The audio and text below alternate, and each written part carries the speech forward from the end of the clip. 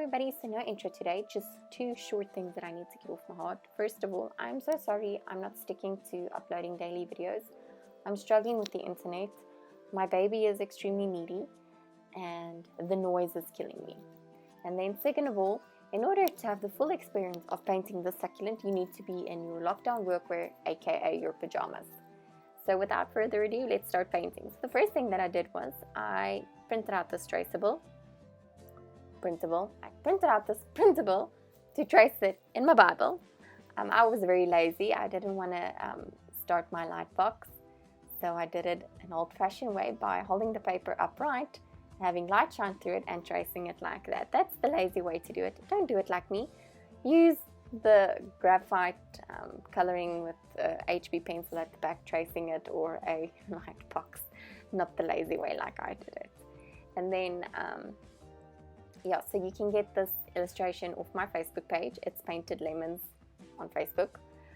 And then look how awesome my video skills are becoming. I actually filmed my color mixing process this time around, which I'm so proud of because I never mix, always cut them out. So for the colors, I mixed a brown. Oh, no, not a brown. I always add brown, but not this round. I think I did. No, I did add brown. So I mixed green, brown, blue, and then black. So I mixed like an olivey green color, and then I mixed a grayish blue, and then a very blue. And how it works is I use the wet on wet technique. So I lay down some paint, and then I laid more paint on top of it. The palette that I'm using is one of my favorite palettes. It's the St. Petersburg White Nights watercolor set.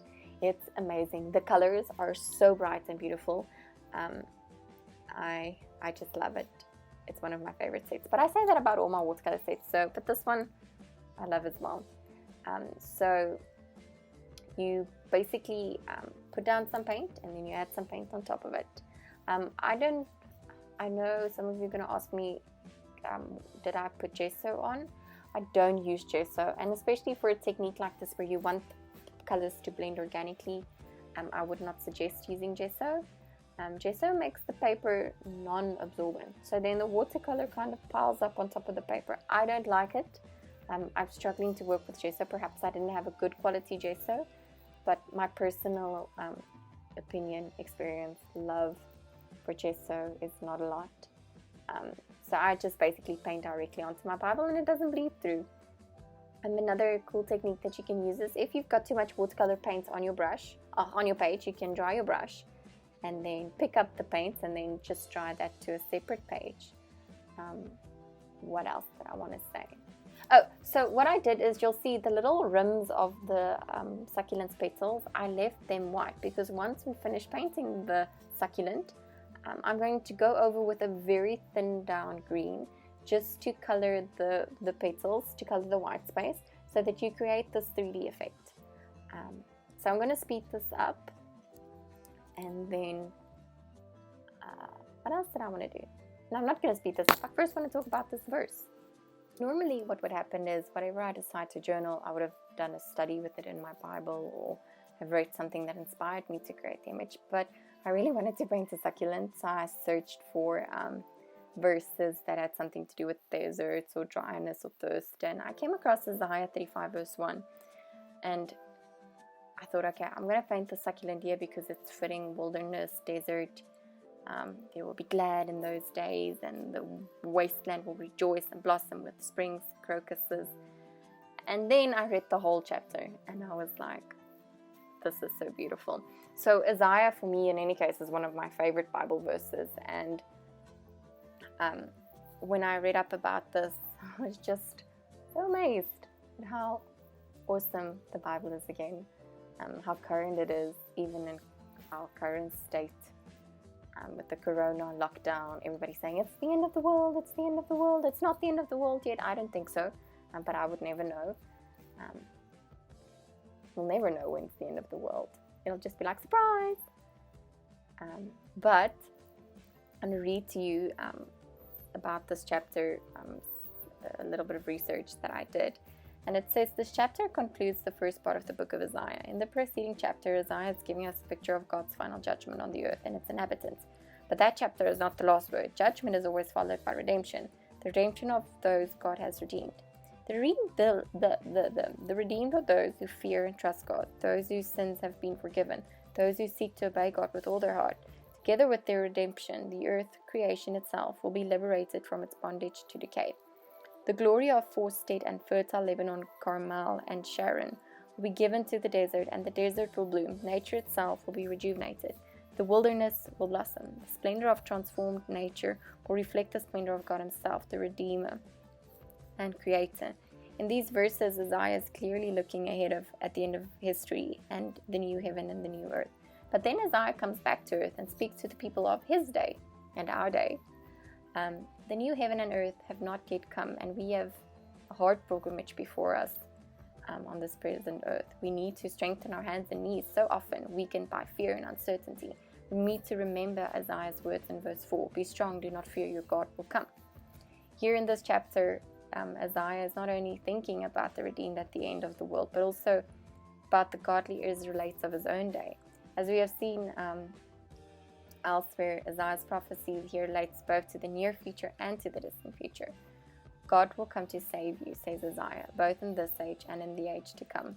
Here again, Isaiah again lifts his eyes to the distant future. In that age, people will experience both physical and spiritual restorations. Eyes and ears will be opened, the lame will leap, and the mute will shout. The total healing will be characteristics of the Messianic age, even the land itself. And then here it refers to the miracles that Jesus had done on his time on earth. And then even the land itself will be watered and restored. In the final verses, Isaiah continues to look far ahead. He sees God redeem people walking along a highway called the way of holiness, the way of righteous. And then on this highway, no lion or ferocious beast will endanger the pilgrim. Satan cannot touch God's redeemed.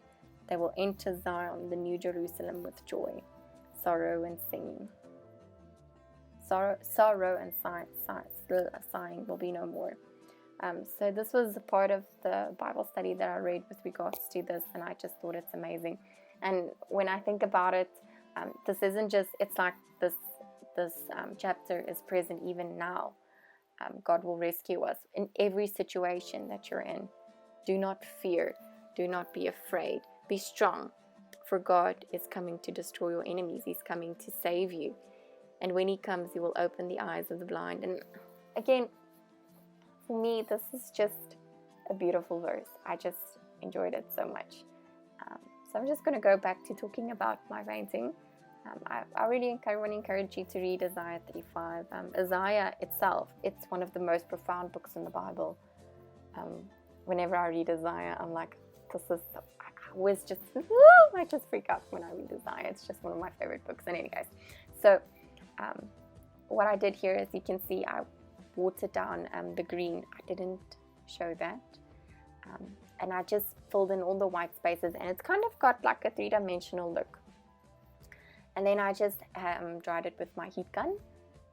This is a very nifty little thing to have. It also helps to flatten your pages. So once I dried, I also just flattened it with my hand. So I used a brown and blue pen from Faber-Castell. These are the Goldfaber watercolor pencils. They're super soft, and I specifically like using them to add detail to my watercolor paper, to my watercolor images in my Bible, especially because when you paint, the pages are quite saturated with water, and keep on adding water to the page just makes it more wrinkly. Where using the watercolor pencils to add detail to your page, it's because they're so soft, they kind of blend in with the watercolor paints, and they just work amazingly. I'm going to speed up this video so you guys can just wait for it to finish, and then I will see you at the end. Well, almost the end. I just want to quickly talk about the lettering. Okay, I'll see you just now.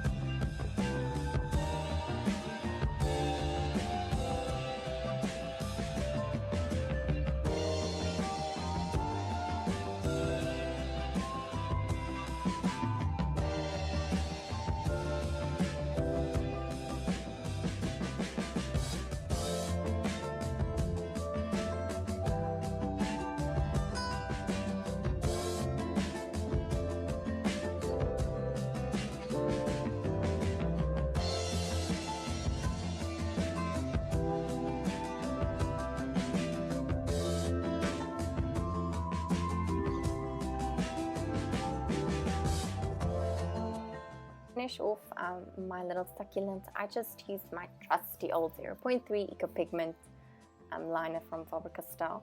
Guys have been asking me if there's a difference between this pen and the XS Pitt Artist pen from Faber-Castell. The only difference is the design of the pen. It's a little bit thinner at the grip versus the Pitt Artist pen, and also the nib is a little bit longer because these pens are designed more for like technical drawings, but they have the same type of ink. They're fade proof, waterproof. I just really enjoy drawing with this one. And then I think just fact a little bit more. I like to make sure that my artwork is up to a point where I'm happy. That's the perfectionist inside of me, but it's getting better. I'm learning to just have fun sometimes. But yeah, so when I do the lettering, I'm just going to quickly talk about it. I basically just normally I use 4 pens, either the XS for very fine lettering, or the S pen, the XS Pitt Artist pen, or the S Pitt Artist pen. And then also, instead of using the S Pitt Artist pens, I normally use the Eco Pigment. And to do the downstrokes and shadows or more thicker strokes, I use the brush pen. I don't do the calligraphy thing. I basically just do the faux calligraphy, and then so I just upload my artwork here, and then once I finish doing my artwork, I normally add my own notes to it afterwards, because that's a little bit more personal, my conversations with God and the stuff that I want to talk to God about. But yeah, that's basically it. So then I added the lettering, and then of course at the end I had to add some sparkle. It's not complete if there's not some bling, and I really like using rose gold or gold in my artwork. So again, also the paint that I use, it's the mineral metallic mineral watercolor paints from Finetech. That's also one of my favorite sets. All my sets are my favorite sets because they all have their like individual little thingies that make them awesome. So I'm gonna speed this video up, and then I'll see you at the end. Okay, goodbye for now.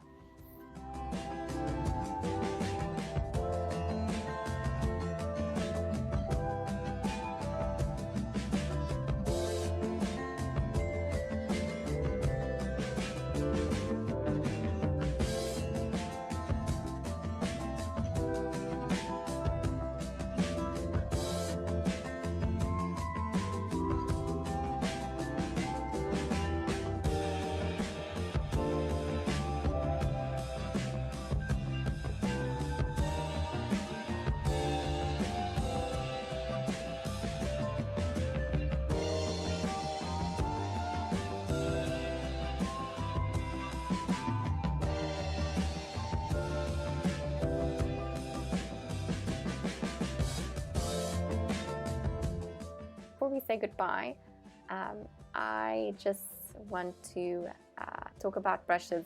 With watercolor brushes, it's important to take good care of them. If you use natural fibered hair brushes like I do, what I like to do is I like to use an older brush to activate the paints first, so that I don't apply so much pressure on my natural hair fibered brushes, especially thin brushes, because they lose their shape and they lose their point and then they're useless. And then also don't leave your brushes in water like I do.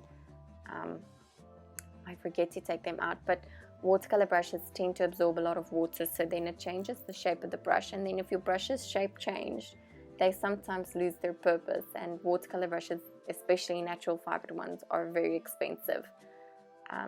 So that's just a tip. And then yeah, dry them properly as well. So don't let your brush dry upside down. Let them dry flat on something like toilet paper or a wet wipe, so that the water can drain. Even better if you've got a stand to hang them upside down, because they rust on the inside and then your brush can break, and it can also not last so long. Thank you for watching. I hope you enjoyed this tutorial, and thank you for your patience again, and thank you for 200 subscribers. I'm so amazed. All the glory to God, because it is because of Him that I am who I am and what I do, and I honor His goodness and grace over my life.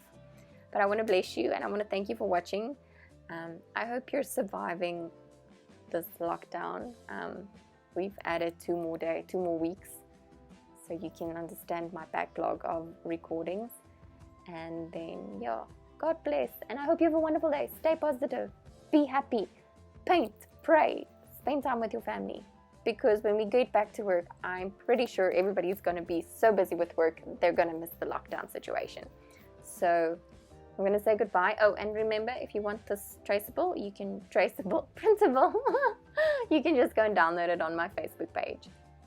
Okay, I think that's it. Okay, bye. Oh no, wait, one more thing. Please subscribe and subscribe to my channel. No, subscribe to my channel, press the like icon and the little bell to get notifications. Okay, bye.